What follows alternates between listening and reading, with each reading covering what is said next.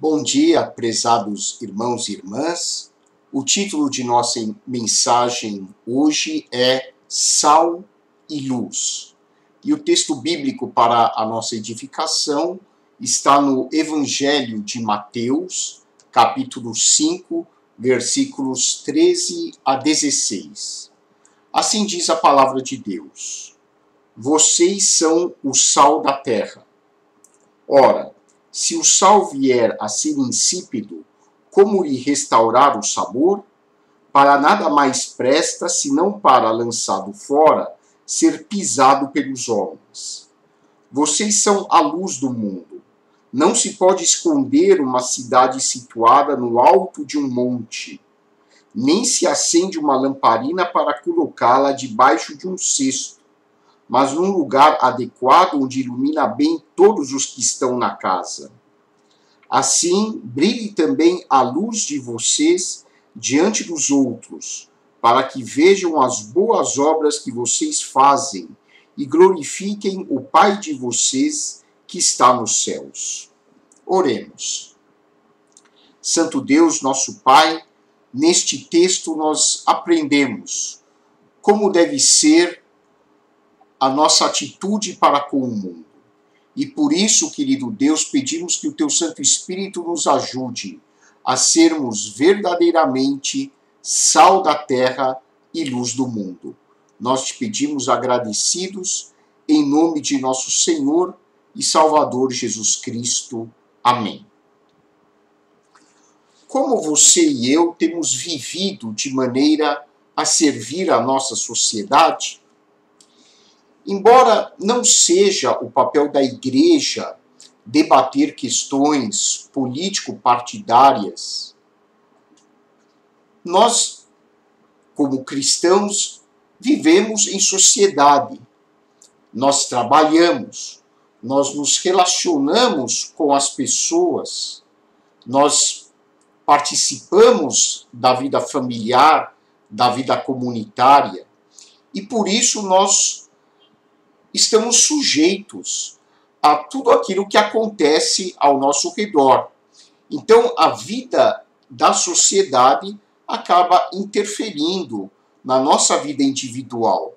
E como cristãos, assim como com qualquer outra pessoa, isso é uma verdade. Nós vivemos de uma maneira que todo o sistema ao nosso redor nos influencia, assim como nós também temos o nosso papel de influência sobre a sociedade.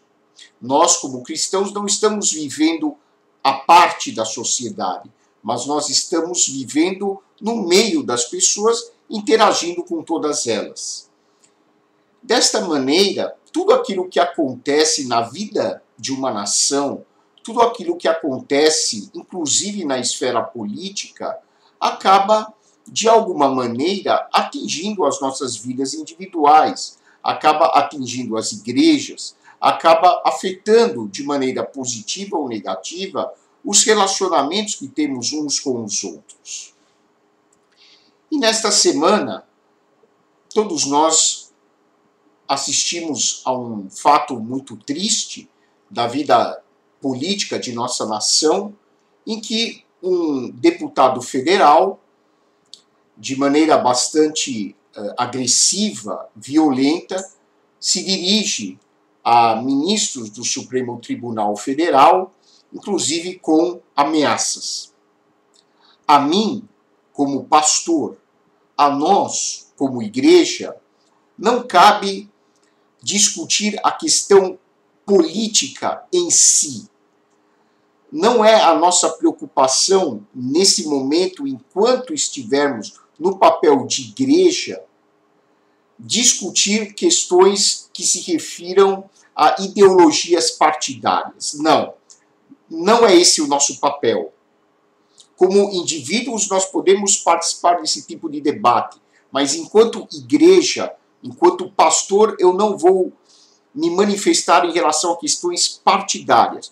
Porém, eu não posso deixar de admitir que qualquer tipo de violência praticada, inclusive no âmbito da política, acaba afetando a minha tranquilidade, acaba afetando, interferindo na minha saúde mental e espiritual. Qualquer ato de violência é como você jogar uma pedra na água. O que acontece quando você joga uma pedra na água? Você vai perceber que formam-se ondas circulares que vão se propagando. A nossa sociedade não vai ser imune a atos de violência praticados em qualquer esfera que seja. Seja na esfera política, seja na esfera econômica, na esfera da educação, seja na família.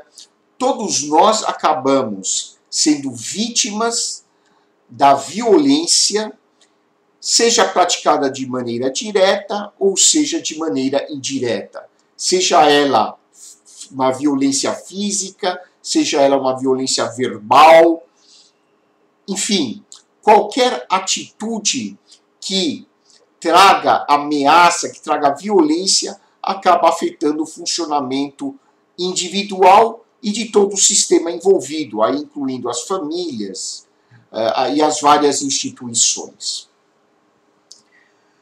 É importante nós fazermos uma reflexão. De onde vem esse tipo de comportamento agressivo? De onde vem a violência? Com certeza trata-se de um dos aspectos negativos enraizados na nossa cultura. Lamentavelmente, apesar de nós já termos 2000 anos de cristianismo, a nossa cultura, e vejam, isso inclui a cultura de muitos cristãos. A nossa cultura ainda é impregnada de violência. Existe uma confusão entre violência e autoridade, violência e poder. As pessoas têm crenças que vêm dos seus antepassados e são alimentadas nas próprias famílias, de que para que uma pessoa possa se sobressair no seu trabalho, ele tem que ser muito competitivo e muito enérgico e, quando necessário, até mesmo agressivo. Algumas instituições, algumas empresas até alimentam essa agressividade e acham que o contrário da agressividade é a inércia, é a passividade. Mas isto é um tremendo de um engano. Eu vejo, inclusive, cristãos que, por desconhecerem as Escrituras na sua profundidade, até batem palmas diante de um discurso violento. E é triste ver como esse tipo de violência está especialmente associado à figura masculina. Lamentavelmente, nós ouvimos expressões: macho tem que ser assim mesmo, tem que saber se impor, tem que ser violento, tem que saber usar a força física quando necessário. Frases assim mostram o quanto os nossos valores estão distorcidos. A religião, de uma certa maneira, também acabou absorvendo um pouco dessa violência. A imagem que muitas pessoas fazem de Deus, mesmo hoje no cristianismo, mesmo Cristo tendo ensinado muitas verdades sobre o amor de Deus, a misericórdia de Deus, a compaixão do nosso Criador, com tudo isso que Jesus ensinou, muitas pessoas ainda nutrem a ideia de um Deus ameaçador, de um Deus agressivo, de um Deus violento. Até mesmo pregadores usam equivocadamente esse tipo de mensagem de Deus. Nós vemos, muitas vezes, esse tipo de imagem no Antigo Testamento, embora o próprio Antigo Testamento, em belíssimas passagens, como o Salmo 23, como vários capítulos do livro de Isaías, mostram um Deus que é misericordioso. Deus é enérgico, sim, mas jamais no sentido da violência humana. A Bíblia usa algumas metáforas que precisam ser compreendidas dentro do seu contexto. E algumas pessoas, tirando essas metáforas do seu contexto linguístico e cultural, acabam imaginando que Deus realmente é violento e acabam reproduzindo em seu dia a dia um temperamento agressivo e hostil que é tóxico para as famílias, é tóxico para a própria saúde individual e é tóxico para a sociedade. Qual imagem nós devemos passar para aqueles que nos rodeiam? Como nós, cristãos, devemos agir? O que Deus espera de você e de mim? Esta semana, diante dos acontecimentos que presenciamos no cenário político, eu me lembrei da vida de um dos maiores servos que a história do mundo conheceu, servos de Deus. Um dos cristãos cujo exemplo de vida serviu de luz para a geração em que ele viveu e serviu de exemplo de vida para várias e várias gerações até os dias de hoje. Trata-se da vida de Giuseppe di Pietro di Bernardone. Este servo de Deus nasceu na cidade de Assis em 1182. Era filho de um comerciante francês muito famoso no seu ofício de vender mercadorias, de vender tecidos. E o seu pai passou a chamar Giuseppe di Francesco, que significa francês.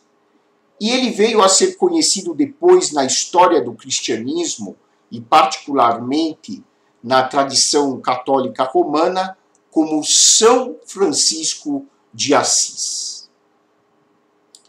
Este homem que liderou a comunidade cristã da sua região, na época em que ele viveu, apesar de pertencer a uma família muito rica, ele abriu mão de todos os seus bens materiais e passou a se dedicar exclusivamente à pregação do Evangelho e à prática da caridade, ajudando as pessoas marginalizadas da sociedade da época com atos de amor, com roupas, com alimentos. E ele, onde passava, procurava semear a paz, semear a justiça, semear a tranquilidade e pregava o amor incondicional de Deus revelado em Jesus Cristo. Francisco de Assis, ou São Francisco de Assis, como veio a ser conhecido popularmente, deixou um grande exemplo de vida. E uma de suas mais famosas frases era: como pode haver tanta injustiça, tanto luxo ao lado de tanta pobreza? E hoje nós fazemos exatamente a mesma pergunta. A desigualdade social presente nos dias de hoje assim como nos dias de antigamente, gera muita violência, gera ódio, gera ressentimento, gera grandes injustiças. E Francisco de Assis compôs uma oração que serve de modelo de conduta para nós hoje. A sua oração reflete os valores que nós, como cristãos, devemos alimentar.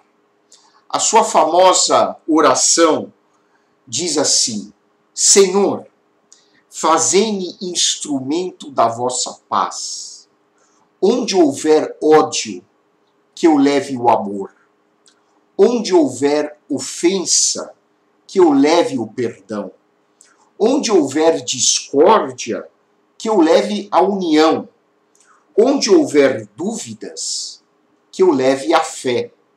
Onde houver erro, que eu leve a verdade. Onde houver desespero, que eu leve a esperança. Onde houver tristeza, que eu leve a alegria. Onde houver trevas, que eu leve a luz.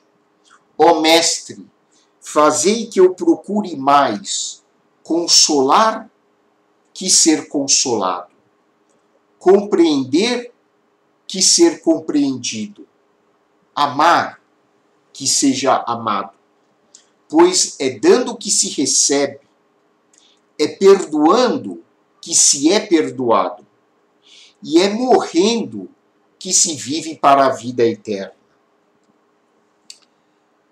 Assim como ocorreu na vida de São Francisco de Assis, Deus nos conclama hoje, conclama você, conclama a mim, para que sejamos sal da terra e luz do mundo.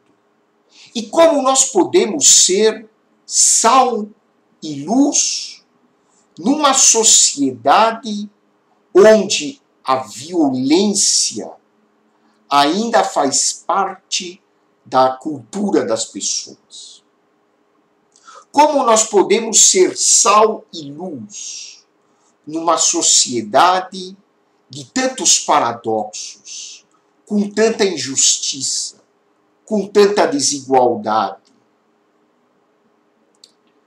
O Senhor Jesus, no seu sermão, ensinou-nos os passos para nós sermos sal da terra e luz do mundo. E o primeiro passo é confiarmos em Jesus. O Mestre disse: vocês são o sal da terra. Ora, se o sal vier a ser insípido, como lhe restaurar o sabor? Para nada mais presta, senão lançado fora, ser pisado pelos homens. Não sou eu, não é nenhum político, não é nenhum professor, não é nenhuma autoridade do mundo que está afirmando a você que você é sal da terra. Quem está declarando que você é sal da terra é o Senhor Jesus Cristo.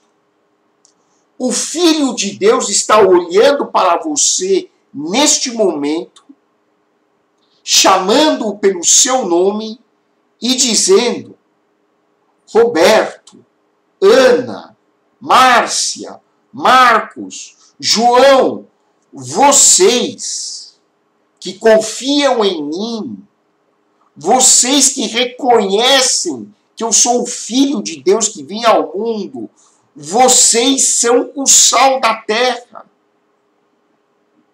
Vocês têm um papel extraordinário a desempenhar nas suas famílias, nos seus lares, na sua vizinhança, na sua comunidade, na sua sociedade, no seu país, no mundo em que vocês vivem. Acreditem, vocês são o sal da terra. O que significa ser sal da terra? Sal era um instrumento usado, como até os dias de hoje, para dar sabor ao alimento. Às vezes, eu confesso que eu não tenho prática na cozinha, eu me aventuro a fazer arroz ou algum outro tipo de comida e esqueço de colocar o sal. Você já comeu arroz sem sal? Dá a impressão que você está comendo isopor. Não tem gosto nenhum. O sal traz sabor e nós passamos a ter vontade de comer o alimento. Quando Jesus diz que nós somos sal da terra, ele está dizendo que você e eu podemos trazer o tempero na vida daquelas pessoas que estão sentindo a sua existência como não tendo sentido algum. Aquelas pessoas cujas vidas são experimentadas como sendo amargas, tristes, elas precisam de um pouco de sal. E este sal é você, que com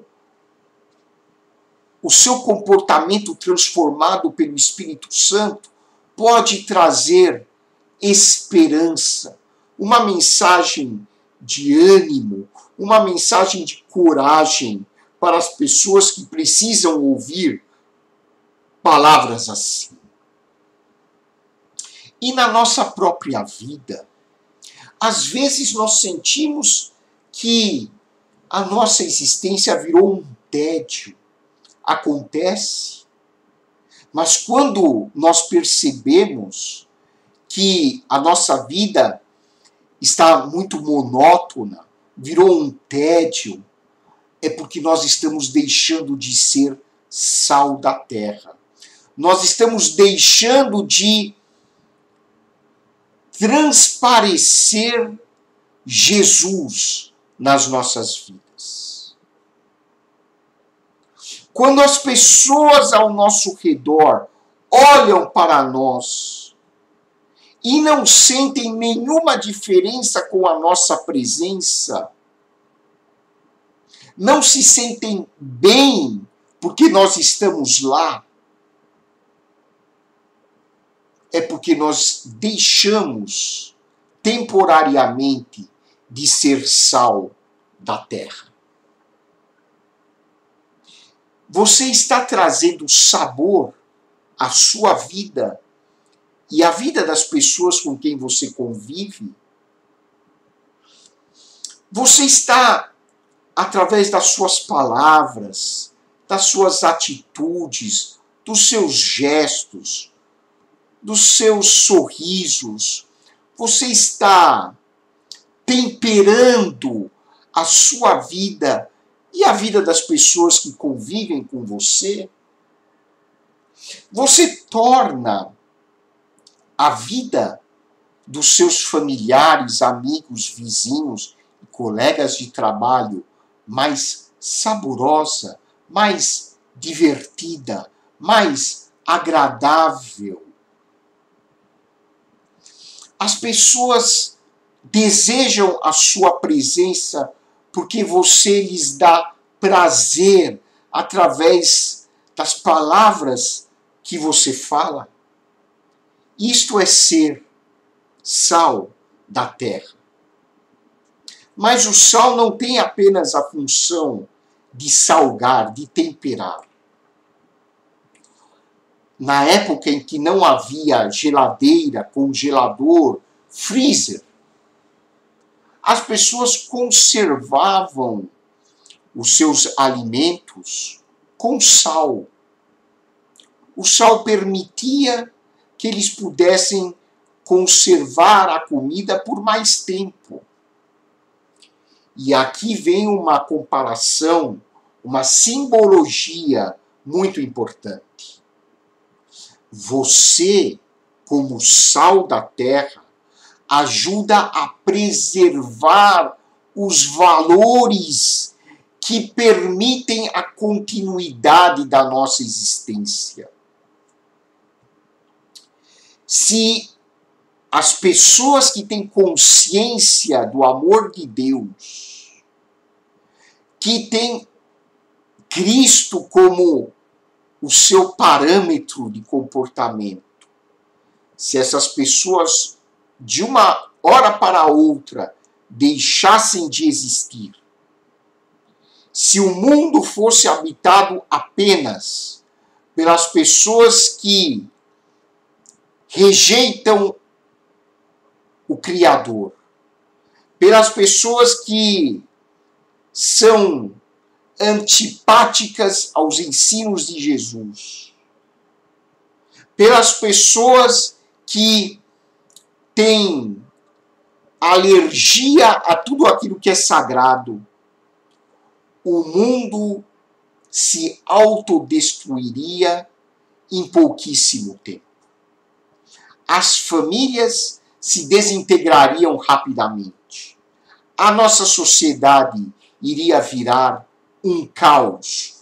O mundo iria se transformar num lugar inseguro, hostil, maligno, onde a existência civilizada não mais seria possível. E o mundo ainda não entrou em decomposição moral. O mundo ainda preserva alguns valores importantes, porque os discípulos de Cristo ainda estão aqui com toda a sua imperfeição, pregando o evangelho do reino e pregando a necessidade de uma vida dominada pelo Espírito Santo. Porque no dia em que estes valores não existirem mais,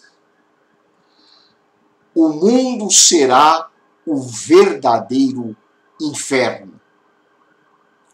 Você é sal da terra. Você ajuda a preservar o ambiente onde você está. Você traz sabor à vida das pessoas. Porque você é um veículo para que Jesus Cristo possa se expressar ao mundo. E o Mestre não parou aí. Ele diz que nós somos luz do mundo. E ele disse que você não pode esconder uma cidade que está edificada no alto de um monte. Porque as pessoas, já com uma grande distância, podem enxergar a cidade, porque ela está lá em cima, à vista de todos. Jesus disse também que não adianta acender uma lâmpada e colocá-la debaixo de um vaso, debaixo de um cesto. Isso é ridículo. A lâmpada serve para iluminar o ambiente. O que Jesus quis nos ensinar?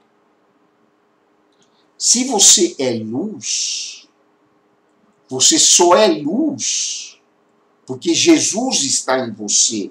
Porque Jesus disse que Ele é a verdadeira luz. Ele é a fonte da luz, porque Deus é luz. Quando o Mestre diz que você e eu somos luz, não é porque nós tenhamos luz de nós mesmos, mas é porque nós funcionamos como fios condutores da energia luminosa que vem do Senhor Jesus. Nós apenas transmitimos a luz que o Senhor Jesus Cristo produz dentro de nós por meio do Espírito Santo. Agora, esta luz não pode ficar isolada debaixo de um vaso. ela precisa ser vista pelas pessoas. Senão é uma luz inútil. Ou seja, você é luz para que os outros vejam a luz em você.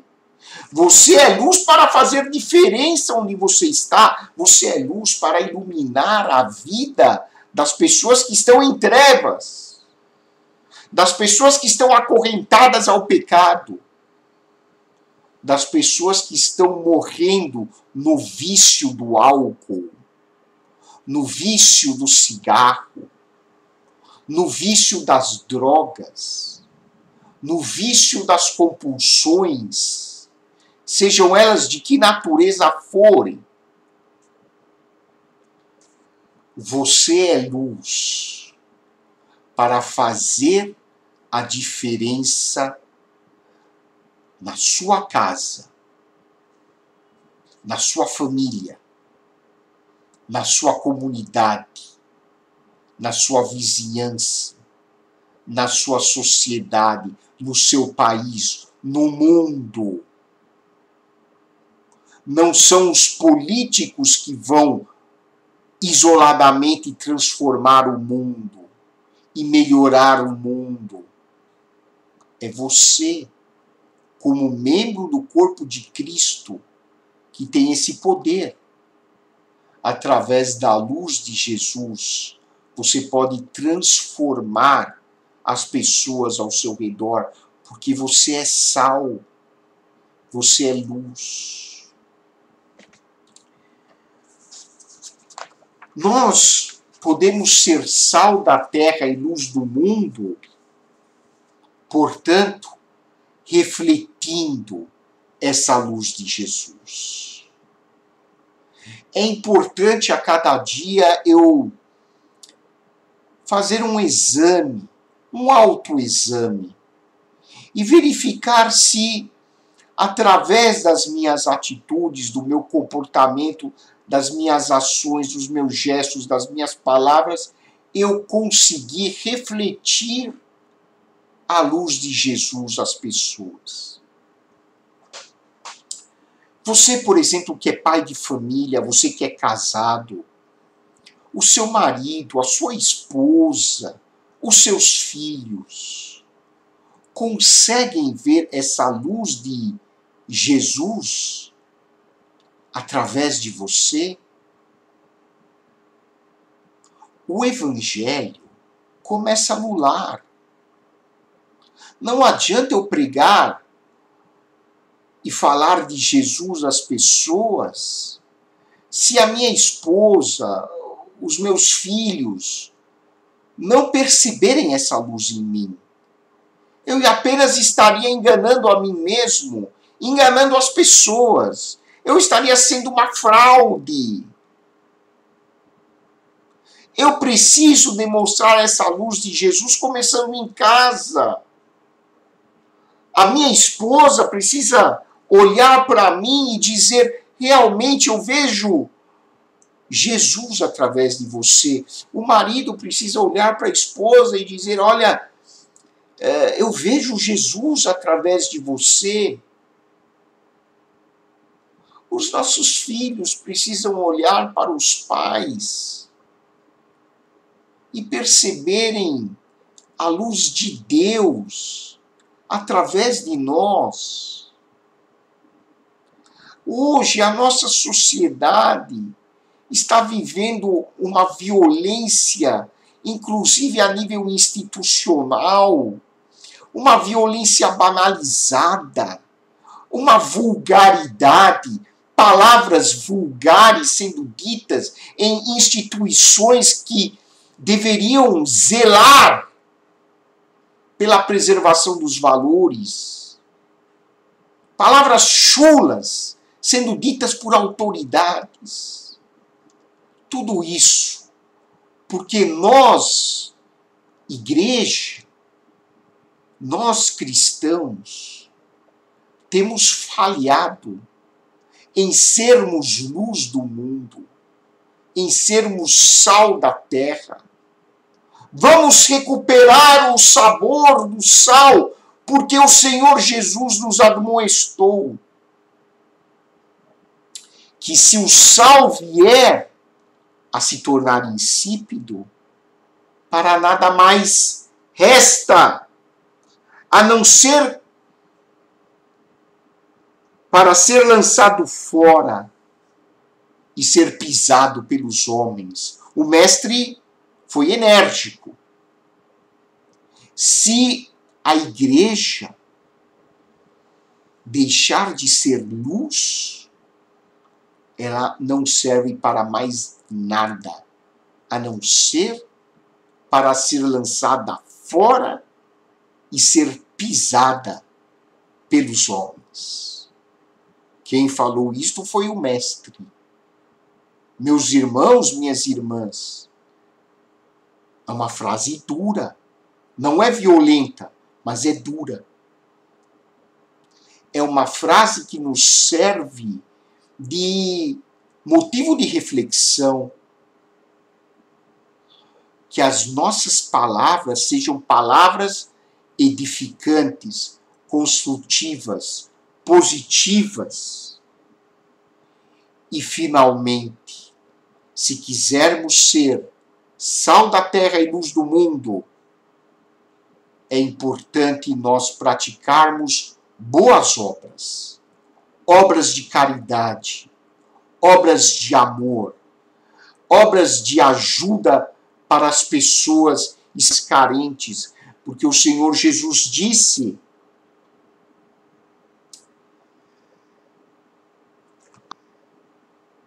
assim brilhe também a luz de vocês diante dos outros, para que vejam as boas obras que vocês fazem e glorifiquem o Pai de vocês que está nos céus. Tiago disse que a fé sem obras é morta.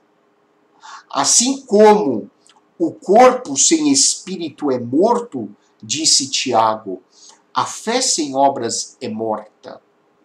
Por isso nós temos que ter obras. Estas obras não trazem salvação espiritual para nós. Não! A salvação é exclusivamente pela fé na graça de Deus revelada em Jesus Cristo. Mas as boas obras são a evidência de que a nossa fé é autêntica, é viva, é genuína, é verdadeira. Se você e eu quisermos ser sal da terra e luz do mundo, pratiquemos obras que dignifiquem o nosso Criador. Por isso, termino essa mensagem com uma frase de Madre Teresa de Calcutá, que disse: seja a expressão viva da bondade de Deus em seu rosto, em seus olhos, em seu sorriso. Que Deus abençoe ricamente a sua vida e lhe conceda uma semana abençoada, cheia de vitórias, e que você possa ser verdadeiramente sal da terra e luz do mundo. Deus abençoe você e sua família.